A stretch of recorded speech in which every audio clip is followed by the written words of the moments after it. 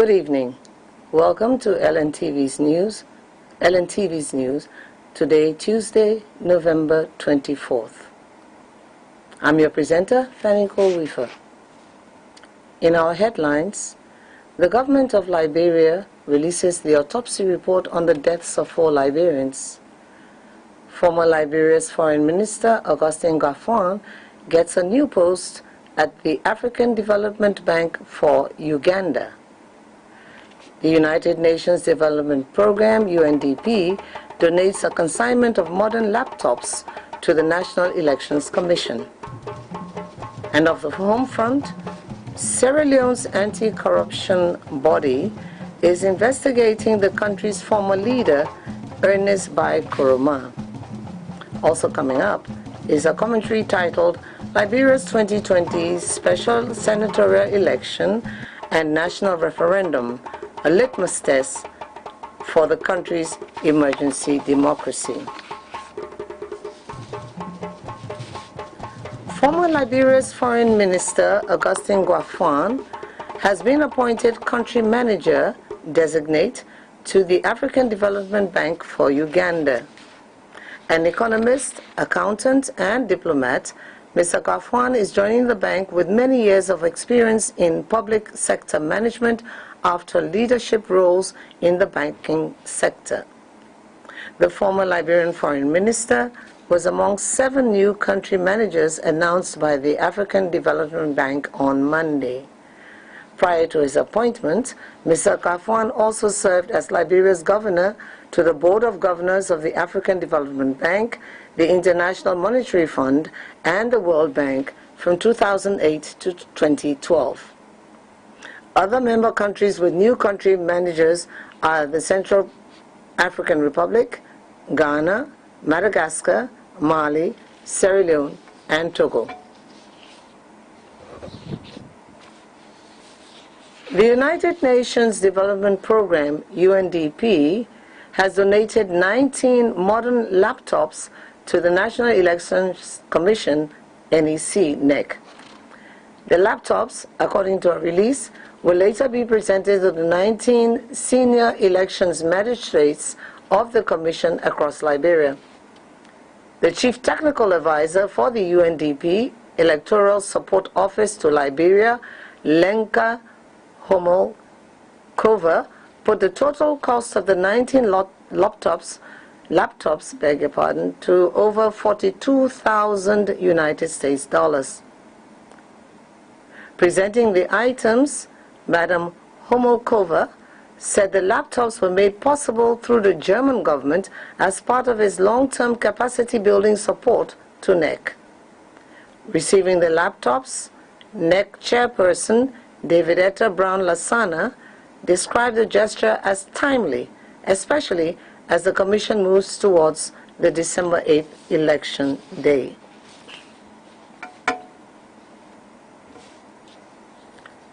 The government of Liberia has finally released investigative findings into the mysterious deaths of 4 Liberians who died in Monrovia and Painesville, respectively, in early October. The autopsy reports conducted on Albert Peters, Gifty Lamar, Emmanuel Nieswa, and George Fambutu were released today, Tuesday, at a special edition of the MICAT press briefing. Releasing the findings of Albert Peters and Gifty Lama, who were discovered dead in a vehicle on Broad Street on October 2nd, Justice Minister Councillor Musa Dean attributed the deaths to carbon monoxide poisoning and fumes from defective car exhaust system. There is no fracture or dislocation, no metallic density or foreign body. The following samples were extracted for full toxicology: alcohol, carbon monoxide, hydrocarbon, common poison, drugs, heavy metals, and the findings derived them from are as follows. Alcohol not detected. Carbon monoxide positive. Hydrocarbon positive. Common poison drug not detected. Gastro content, common poison drug not detected. Kidney heavy metals not detected. The above findings are applicable to gifted E. Lama and other pitches, except for acidic drug detected in the liver and castrate content of gifted E. Lama, which are attributed to a prescription drug. Cause of death. A. Carbon monoxide poisoning exacerbated by gasoline hydrocarbon fumes. B. Fumes from defective car exhaust system, defect in the flow of the car. Conclusion by the pathologist, quote, in our professional and expert opinions, based on the available evidence, the manner of death is unnatural, in parentheses, accidental, unquote. The Justice Minister, quoting the autopsy report, said the death of Internal Audit Agency boss Emmanuel Ninswa was as a result of a fall, but called for further investigation. According to medical records from the John F. Kennedy Medical Center, he started gasping for air at 3:40 a.m. and following 20 minutes of unsuccessful attempts to resuscitate him, he ceased breathing and was declared clinically dead at 4:00 a.m. on October 10, 2020. Again, consistent with Volume 1, Title 2, Chapter 7 of our Criminal Procedure Law, the coroner of Mosorado County, having declared the death suspicious, the Ministry of Justice ordered that post-mortem examination autopsy be performed on the release. Relevant autopsy findings. Massive injuries to the head, chest, and abdomen. No metallic density foreign body found. Cause of death. Massive hemorrhage. Multiple bone and soft tissue injuries. And blunt injuries consistent with fall from height. Conclusion by the pathologist, quote, in our professional and expert opinion, the manner of death is unnatural. Further classification of this unnatural death as accidental, homicidal, or suicidal will require further police detective investigations, unquote. As to the death of George Fambutu, another employee of the LRA, the Justice Minister said he died from a road accident.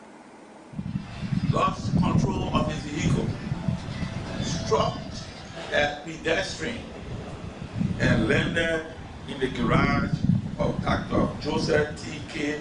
Workers' private residence, about 200 feet from the road.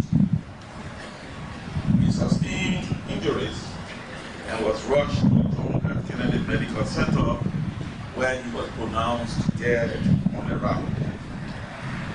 Consistent with Volume 1, Title 2, Chapter 7 of our Civil Procedure Law, the coroner of Mosorado County, having declared the death suspicious, the Ministry of Justice ordered a post-mortem examination, autopsy be performed on the remains. Relevant autopsy findings. Injuries to the head, chest, and abdomen. No metallic density foreign body. Cause of death. Right frontal cerebral contusion and disruption of brain with hemorrhages. Right frontal complex depressed comminuted fracture. Vehicle in head-on collision and side impact with house and road traffic accident. Conclusion by the pathologist, quote, "It is our professional and expert opinion the manner of death is unnatural," in parentheses, accidental, unquote. You just heard the Justice Minister, Councillor Musa Dean. If you're just joining us, this is the LNTV News. We shall soon take a break, but first, before doing that, here are the recap of the headlines. The government of Liberia releases the autopsy report on the deaths of 4 Liberians. Former Liberia's Foreign Minister, Augustine Gafuan, gets a new post at the African Development Bank for Uganda. United Nations Development Program, UNDP, donates a consignment of modern laptops to the National Elections Commission. Off the home front, Sierra Leone's anti-corruption body is investigating the country's former leader, Ernest Bai Koroma. Also coming up is a commentary titled Liberia's 2020 Special Senatorial Election and National Referendum, a litmus test for the country's emergency democracy. We shall be back in a moment.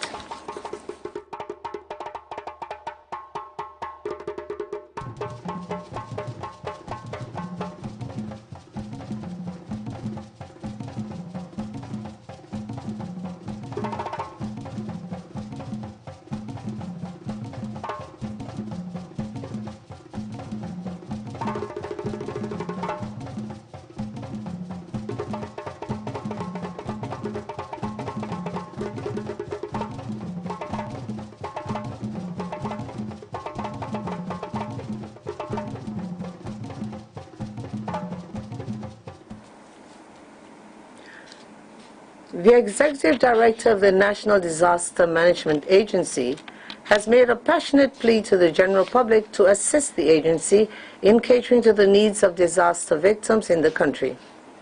Mr. Henry Williams said public support for the agency will buttress government's efforts in addressing the plight of disaster victims. He spoke in an ELBC interview today, Tuesday, in Painesville. Because sometimes you get into an area, like if you go there like this Monday and you see a house standing by the beach side, maybe if you go there 2 weeks, you will not see that house again. So it is really a serious problem. And this is why we are, let's say, calling on the public. The government have done a lot and is doing a whole lot. Let the public too come in to aid. Let's say disasters that are naturally unlinked, okay? Like flood victims, flash flood victims, windstorm victims, erosion victims.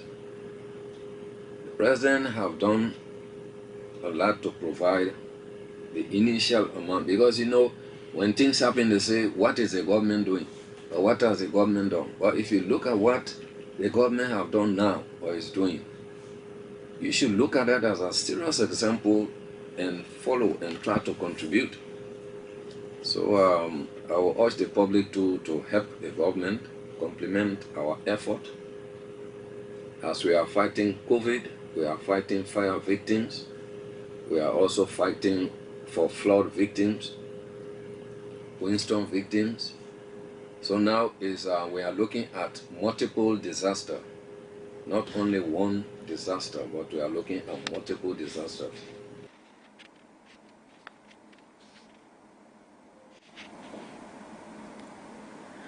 Margibi County's senatorial candidate, Ivor Jones, has underscored the crucial role of reconciliation to the overall development of the county.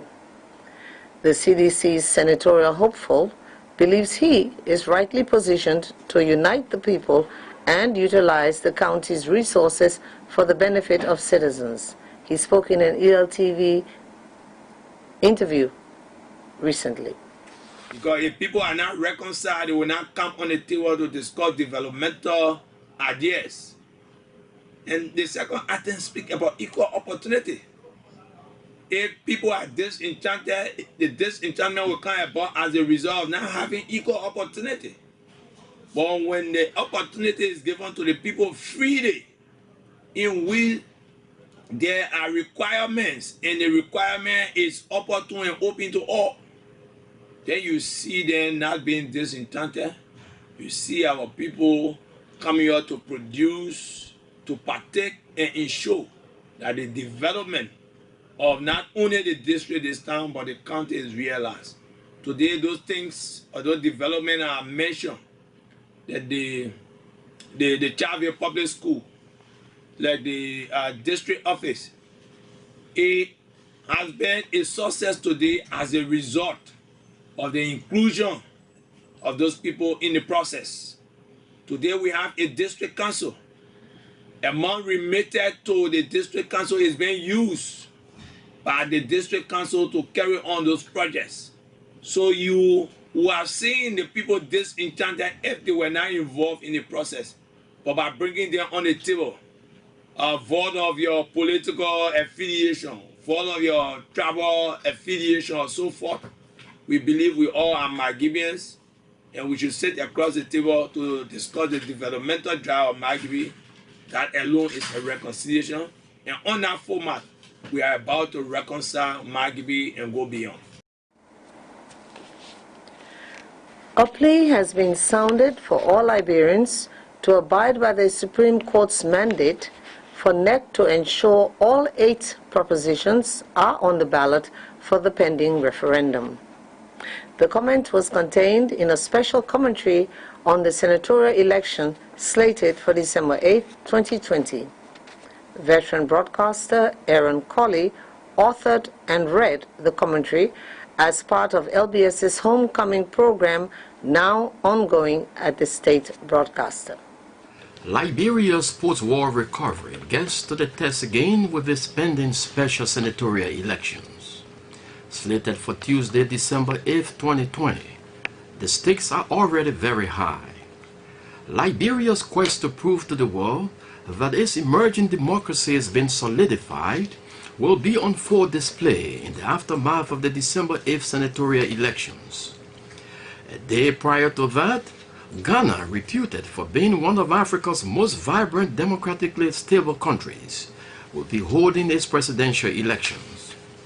Though only the second time in post-war Liberia that the senatorial elections have been held aside from previous general elections that have included both presidential and legislative races, the 2020 version is more than a race within 118 candidates hope to occupy 15 senatorial seats. Additionally, 2 by-elections are also on the table for representative districts in Sino and Montserrado counties respectively.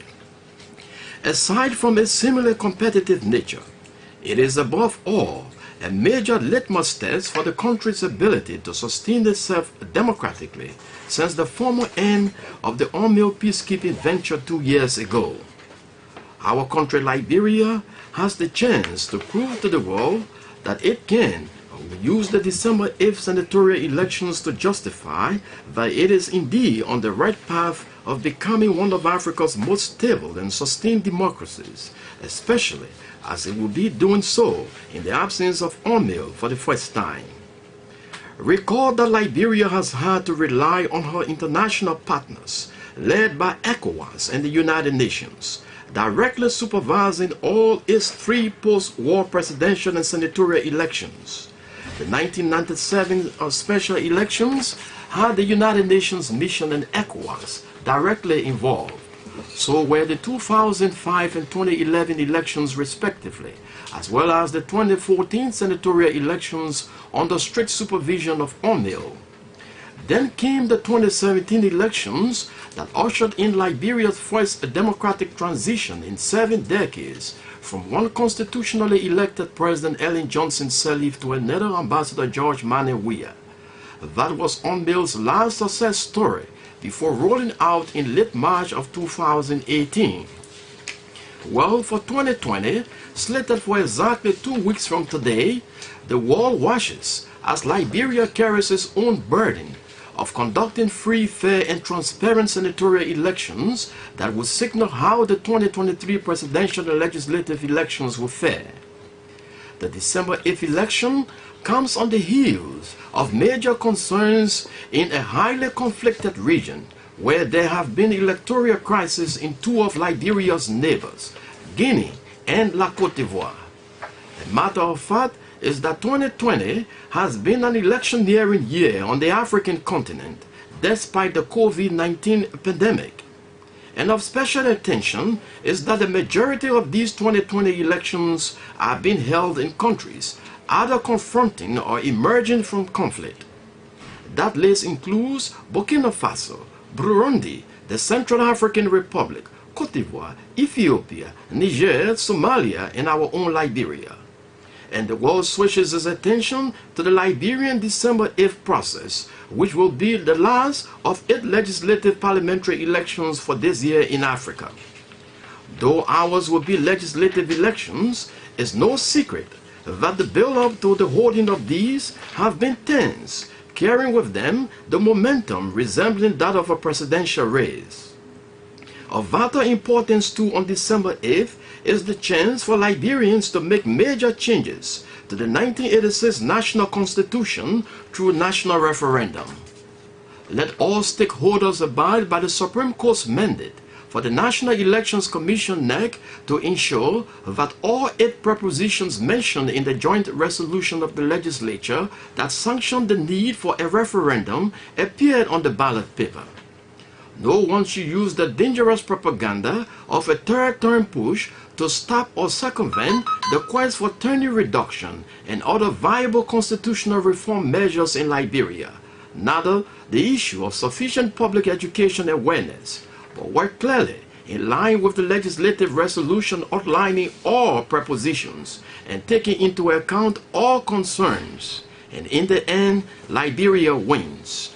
We must therefore, as Liberians, regardless of being the ruling party, in the opposition bloc, or having no party affiliation at all, ensure that we place our country first in these elections and national referendum. And the reason is simple. It is a real test not only to our thriving democracy, but also our chance to convince the world that we can exclusively manage such tasks ourselves, since the asset of O'Neill, howbeit Herculean the task.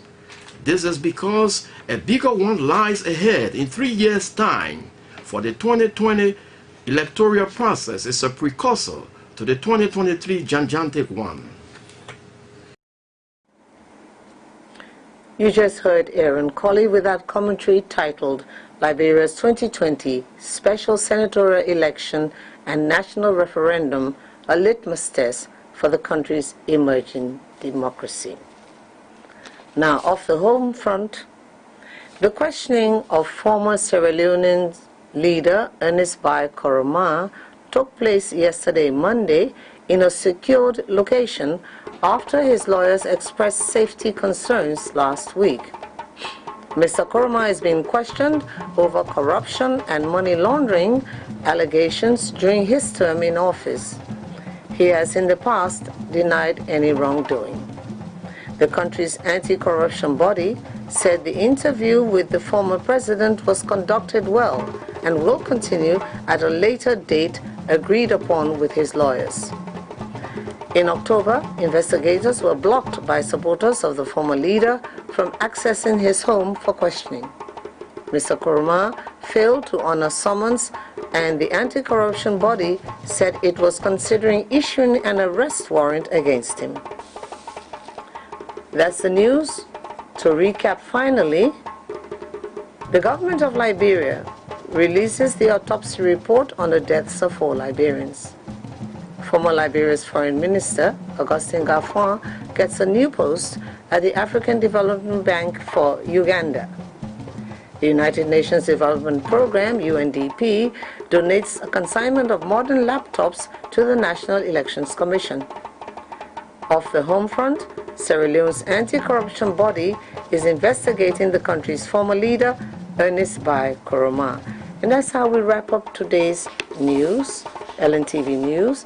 I'm Fanny Cole-Wiffer, wishing you all a very pleasant good evening.